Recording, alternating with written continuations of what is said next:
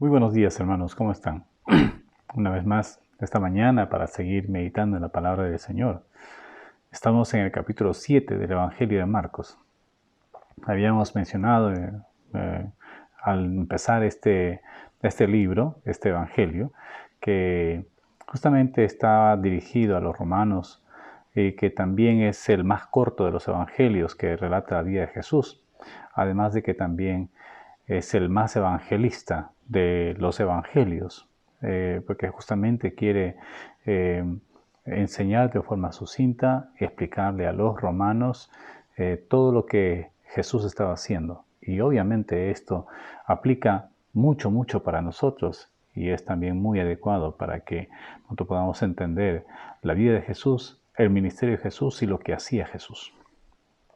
Bien, hoy día vamos a meditar del verso 24 al verso 30. ¿Sí? Marcos capítulo 7, verso 24 al 30. ¿Le parece si oramos al Señor para pedir que nos bendiga en esta mañana? Oramos. Padre, gracias te damos, Señor, por la oportunidad que nos das de poder estar una vez más delante de ti, aquí en el trono de tu gracia. Queremos pedirte, por favor, que nos bendigas. Que tu gracia y que tu misericordia nos asistan, nos animen, nos ayuden, Señor, en esta hora. Y gracias, bendito Dios, porque aquí en el trono de tu gracia abrimos tu palabra. Y Señor, aquí en el trono de tu gracia, Señor, al abrirla, rendimos nuestro corazón, nos acercamos a ti para ser enseñados, para ser aconsejados, para ser, Señor, guiados por ti. Háblanos, por favor. Te rogamos, Señor, en el nombre de Jesús. Amén. Amén. Bien, en el verso 24 al 30, quiero leer de corrido este pasaje. Dice de la siguiente manera: levantándose de allí, recuerdan que hasta ayer vimos de que estaba conversando, si se quiere, discutiendo, corrigiendo la actitud que tenían los fariseos, ¿no es cierto?, y los escribas. Y ni siquiera estaban en Jerusalén, sino estaban en Galilea, en Capernaum, ¿no? Y hasta allí fue esta delegación desde Jerusalén, de una delegación de fariseos y escribas para mirar, para observar, para escuchar, para buscar alguna falta con que le pudieran acusar a Jesús.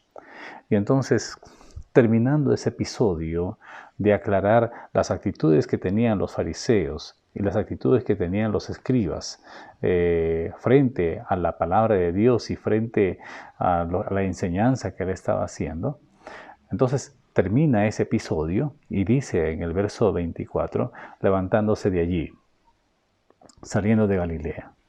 Dice, se fue a la región de Tiro y de Sidón. Y entrando en una casa, no quiso que nadie lo supiese, pero no pudo esconderse. Porque una mujer cuya hija tenía un espíritu inmundo, luego que oyó de él, vino y se postró a sus pies. La mujer era griega, dice Marcos. Marcos está poniendo ya el énfasis aquí de quién se trataba. Recuerden que está escribiendo a los romanos. Dice, la mujer era griega y sirofenicia de nación, y le rogaba que echase fuera de su hija al demonio. Pero Jesús le dijo, deja primero que se sacien los hijos, porque no está bien tomar el pan de los hijos y echarlo a los perrillos. Respondió ella y le dijo, sí, Señor, pero aún los perrillos debajo de la mesa comen de las migajas de los hijos. Entonces le dijo, por esta palabra, ve, el demonio ha salido de tu hija. Y cuando llegó ella a su casa, halló que el demonio había salido y a la hija acostada en cama. Ahora, al leer esto, si leemos en el pasaje paralelo que es en Mateo, en el capítulo 15, ¿no?, versículo 21, vamos a encontrar otros detalles más de este acontecimiento, de este episodio. Hay algunos detalles que es bueno que nosotros podamos notarlos, podamos considerar para nuestro estudio, para nuestro devocional, ¿no? Dice en el capítulo 15 de Mateo, verso 21, saliendo de allí se fue a la región de Tiro y de Sidón. Y aquí una mujer cananea, Recuerdan que Marcos dice una mujer griega, Mateo dice una mujer cananea. Y les voy a explicar por qué. Y Marcos dice de la región de Tiro y de Sidón, ¿no? Aquí solamente Mateo dice una mujer cananea, que había salido de aquella región, clamaba diciendo, o sea, gritaba a voz en cuello, desesperada la mujer.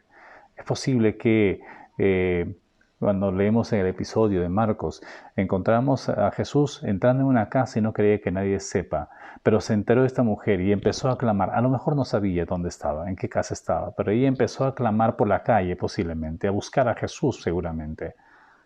Y entonces daba grandes voces. Ella clamaba diciéndola, Señor, Hijo de David, ten misericordia de mí.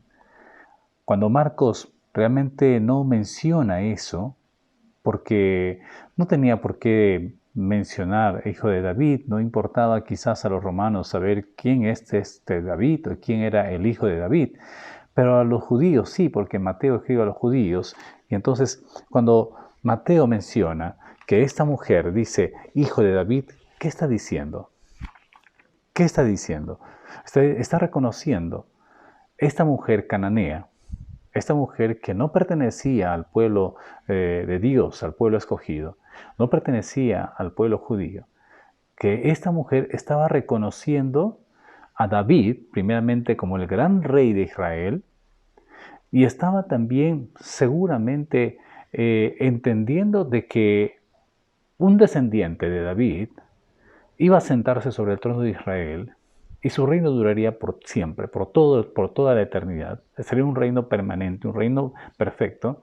Y entonces ella identifica ya a Jesús como aquel hijo de David. ¿Dónde lo había escuchado?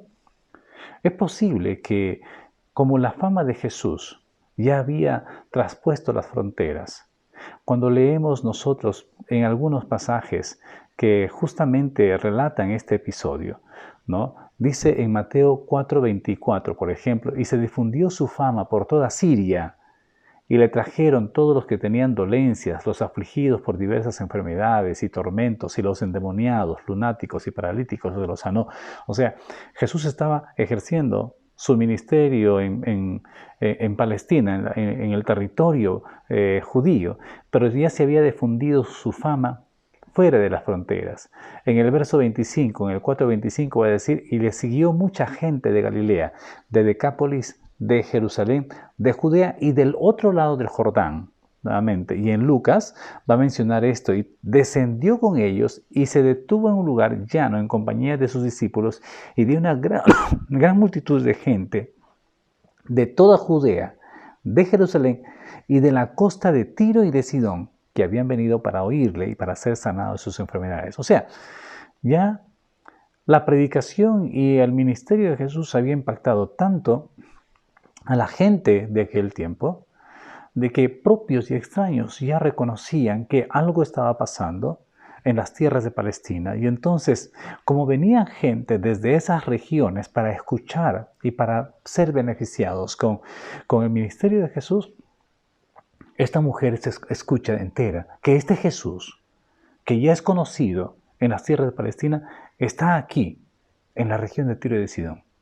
Era la primera vez, y la Biblia menciona que creo que es la única vez que Jesús sale del territorio judío, del territorio donde vivían los israelitas, y está entrando a este territorio ajeno, extraño, a un territorio gentil. Marcos, entonces, nos lleva diciendo en el capítulo 7, levantándose de allí se fue a la región de Tiro y de Sidón. Obviamente fuera del territorio palestino, fuera del territorio judío. Y entrando en una casa no quiso que nadie lo supiese, pero no pudo esconderse. Porque una mujer, cuya hija tenía un espíritu inmundo, luego que oyó de él, vino y se postró a sus pies.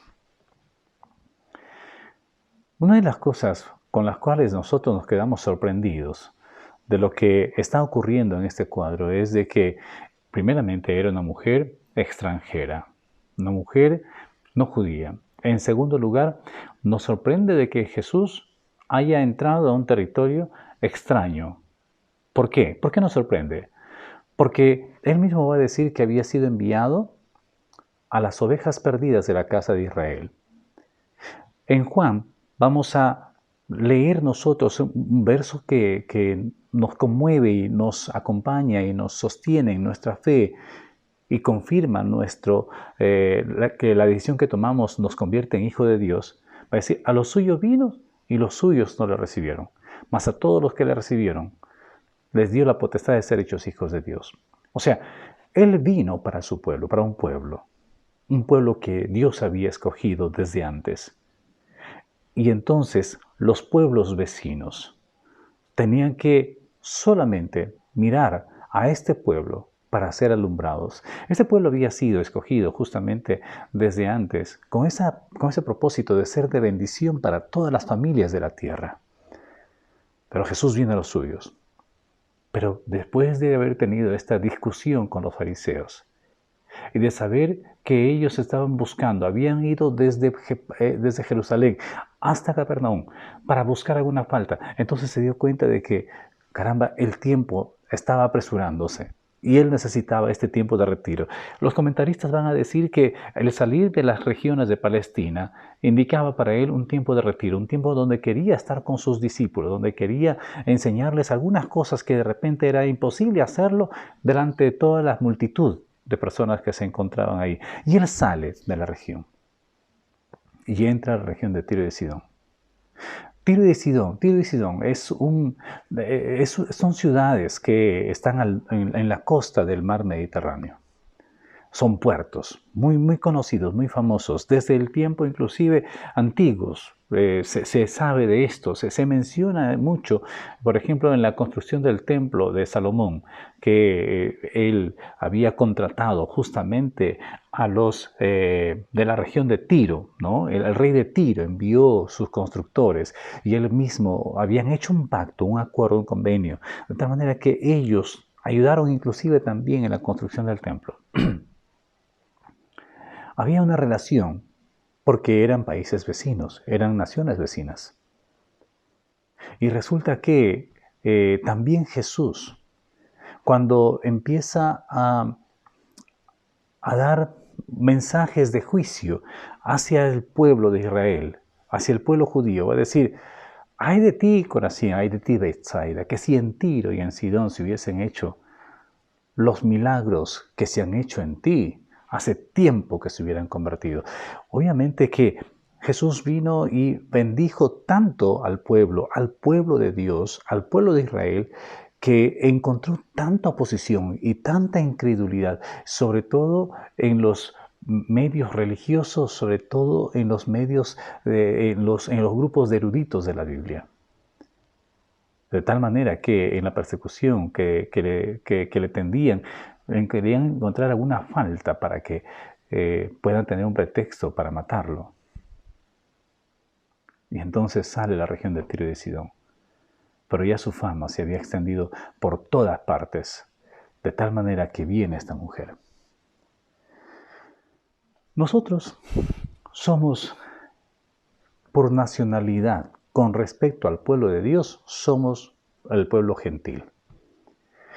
Nosotros hemos sido beneficiados por la gracia del Señor, porque vino la bendición a las ovejas perdidas de la casa de Israel, vino Jesús justamente para rescatar y para poder afirmar y salvar y buscar a los perdidos de la casa de Israel, pero se nos benefició a nosotros esa gracia y esa bendición de la presencia de Jesús ya en nuestras vidas, no solamente porque ellos lo rechazaron, sino también porque Dios extendió su gracia hacia el pueblo gentil.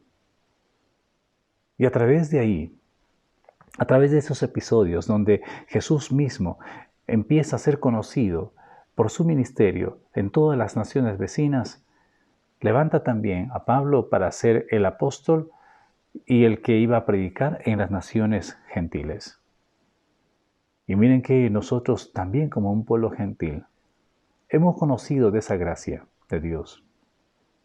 Y entonces, no es distinta nuestra condición con respecto a esta mujer. Esta mujer había oído de Jesús. La fama había escuchado, había llegado hasta sus oídos. Ahora tenía la oportunidad de verlo. Ahora tenía la oportunidad de conocerlo, lo que antes había oído. Nosotros oímos de Jesús, hemos oído de Él, hemos leído en su palabra. Tuvimos y hemos tenido nosotros el privilegio de conocerlo, de acercarnos a Él y por la fe recibir de Él el perdón de nuestros pecados. Esta mujer todavía no tenía esa experiencia. Por eso se acerca a Él y entonces, postrado a sus pies, dice ahí en el capítulo 7 de Marcos, verso 25, dice, porque una mujer cuya hija tenía un espíritu inmundo, luego que oyó de él, vino y se postró a sus pies. El postrarse es una señal de rendición, es una señal de reconocimiento de la soberanía de alguien. Es una señal en donde yo me rindo completamente y dependo completamente de ti. Ella, aunque había oído de lejos, cuando lo ve, ella sabía, ella había reconocido, este es el Hijo de David, y se postra delante del Rey, del Hijo del Rey eterno. Se postra delante de él. Y entonces solamente expresa un ruego. En Marcos, el ruego se traduce de esta manera, ¿no? Dice, ten misericordia de mí. Señor, Hijo de David, ten misericordia de mí. Una de las oraciones que de repente muy raramente se hacen en este tiempo. Más tenemos una lista de pedidos, como si fuera quizás Dios alguien que va a conceder lo que nosotros necesitamos o pedimos. Esta mujer sabía pedir. Y lo único que dijo, en primer lugar, para presentarse delante de él, es ten misericordia de mí, porque sabía que solamente la misericordia podía provenir de Dios. Ella había escuchado y lo único que decía, ten misericordia de mí. Y clamaba, ten misericordia de mí. Ten misericordia de mí. Y entonces, cuando vemos esta oración y la palabra completa, ¿no? Dice, ten misericordia de mí. Y después añade, mi hija es gravemente atormentada por un demonio. Ahora, al parecer, ¿no? En Mateo está mencionando de que está describiendo cómo está su hija. Pero en Marcos, ¿no? Dice aquí en el verso 26, la mujer era griega y sirofenicia nació y le rogaba que echase fuera de su hija al demonio. Marcos está planteando las cosas. ¿Por qué me estoy acercando a Dios? ¿Por qué me estoy acercando a Jesús? Tengo de todos modos una razón. De todos modos hay algo que me motiva a acercarme a Él. Y le está diciendo a sus lectores romanos, ¿no? Siempre vas a encontrar algo que nadie más lo puede hacer, que solamente Dios lo puede hacer. Y tienes que acercarte de la forma correcta. Y entonces pedirle de la forma correcta, de la forma concreta. Y Marcos le enseña a los romanos esto, ¿no?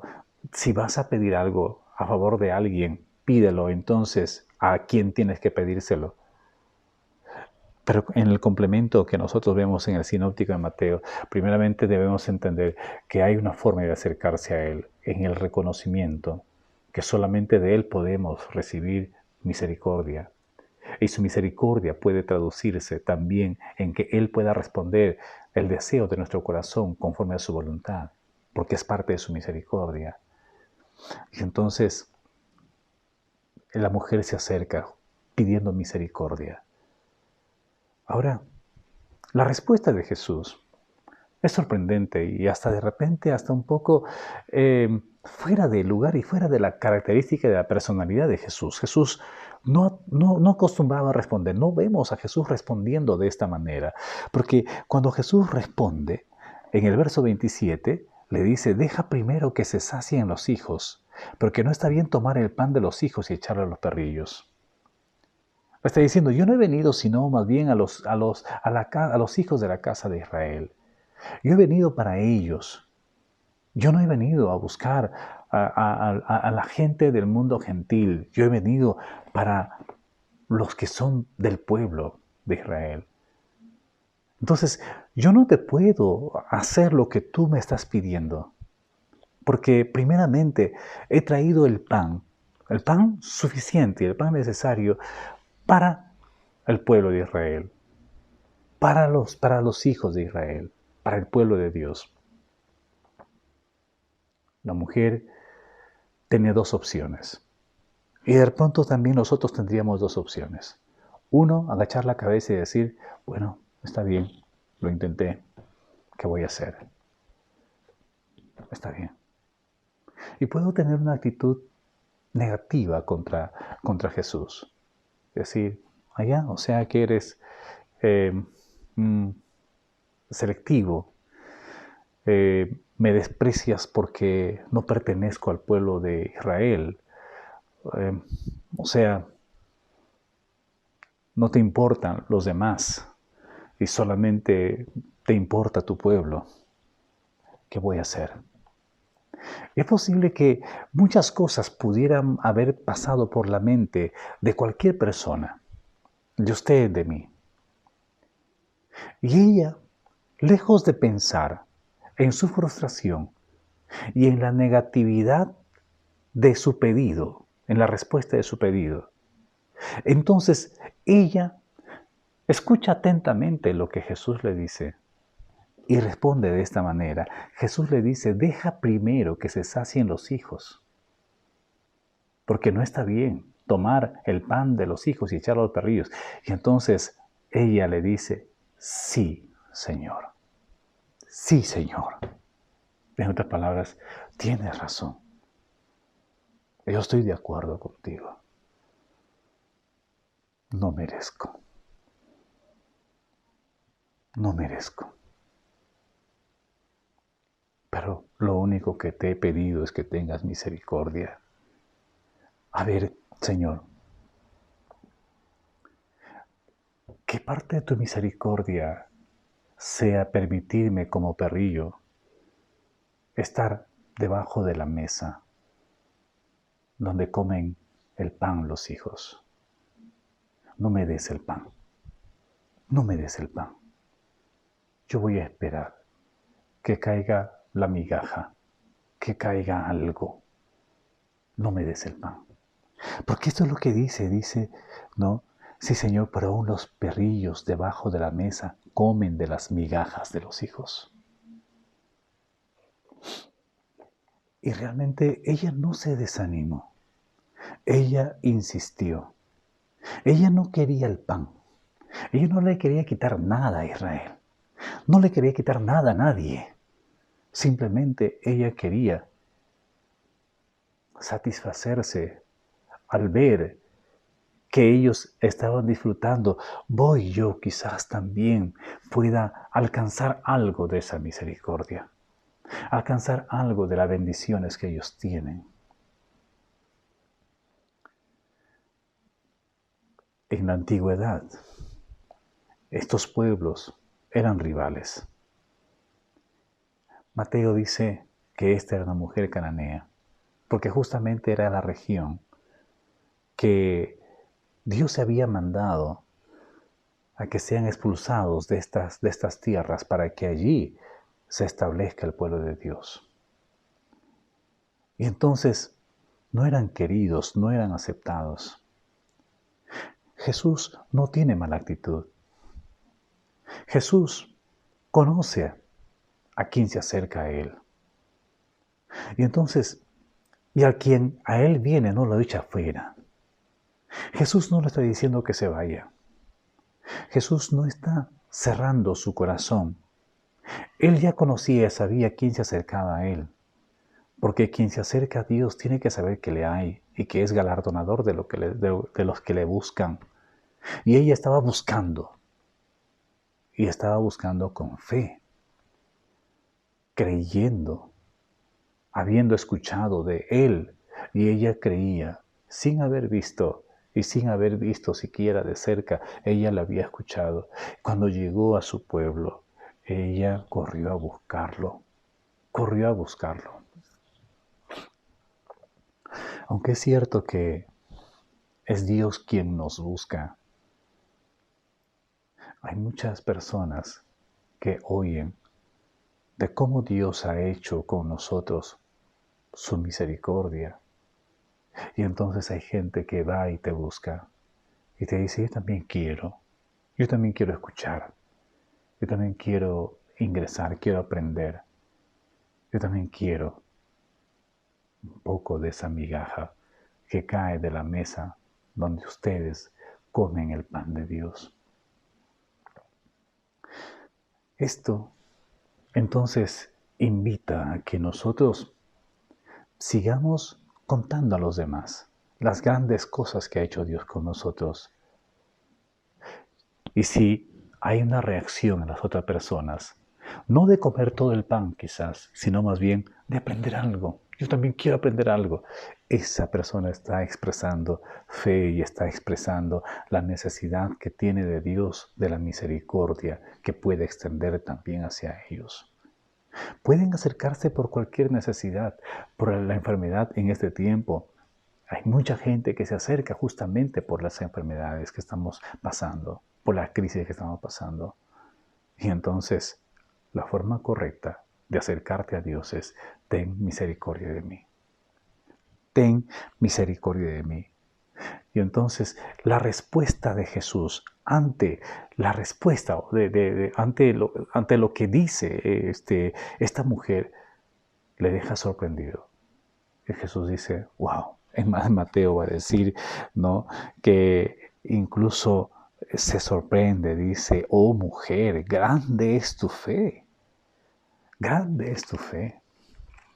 No había encontrado tanta fe en Israel, entre los judíos. Había encontrado una fe que le sorprendió, una fe que él alabó. Dijo, grande es tu fe. ¿Cuántas veces llamó la atención a sus propios discípulos al decir, hombres de poca fe? Es decir, ¿cómo? ¿No tienen fe? Y mira a una mujer cananea, una mujer gentil, y la alaba. ¡Tanta fe! ¡Wow! Y él se sorprende. Y entonces le dice, que se haga como tú quieres, que se haga como tú has pedido. ¿Dónde radicaba la fe de esta mujer? La fe de esta mujer radicaba en lo que había escuchado de Jesús, en lo que había escuchado de lejos sin ver y haber aceptado que este era el Hijo de Dios. No había visto a Jesús, pero al acercarse realmente demostró que tenía una fe en aquel que, si quería, podía sanarlo. En aquel que incluso cuando le dijo, no está bien darle el pan a los perrillos, dijo, tiene razón, Señor, no quiero el pan, quiero un poco de migaja. No quería irse de su lado. Ya había encontrado a Jesús y no se iba a mover de ahí. No se iba a mover de ahí. No se mueva de su cobertura. No se mueva de su presencia. No se separe de Él, de su amor, de su misericordia. No se separe de Él. ¿Qué es lo que tiene que hacer? Quédese ahí. Siempre hay migajas de bendición, migajas de misericordia. Siempre hay en la presencia del Señor el alimento suficiente y necesario para saciar nuestra alma, nuestra hambre, nuestra sed. Oramos. Padre, gracias te damos, Señor, por este pasaje y este momento en que nos reúnes ante el trono de tu gracia para decirnos y enseñarnos que en tu presencia siempre hay misericordia, que en tu presencia siempre hay alimento para nuestra alma. En tu presencia siempre, Señor, vamos a encontrar las respuestas y también la satisfacción a nuestros deseos, nuestra hambre, nuestras necesidades. Dios, muchos, Señor, en este tiempo se están acercando a ti por alguna necesidad. Muchos de ellos, habiendo escuchado de que tú haces y obras maravillas, y se rinden delante de ti pidiéndote primeramente misericordia, atiende sus oraciones, Señor. Atiende a cada uno, Padre Santo. Atiende a aquellas personas que lejos, Señor, sufriendo por sus familiares, Señor, están invocando tu nombre. Padre Santo, que incluso todos ellos puedan ser atendidos, Señor, por ti, y provee para ellos de alguien que les enseñe tu palabra. Permítenos, Señor, como iglesia, estar dispuestos a enseñar tu palabra, a darles el pan del cielo, a darnos el pan, Señor, de tu palabra a cada uno, a cada alma, a cada persona que se acerque a ti. Ayúdanos, Dios. Gracias te damos, Dios Santo, por tu palabra. En el nombre de Jesús. Amén.